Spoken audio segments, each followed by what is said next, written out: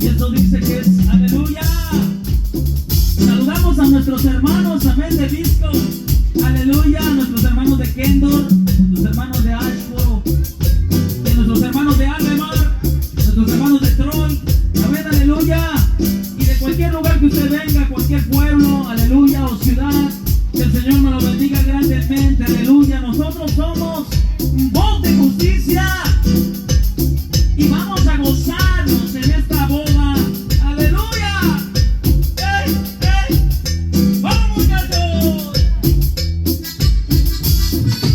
¡Ey! ¡Sí, Señor! Para que se gocen mis hermanos.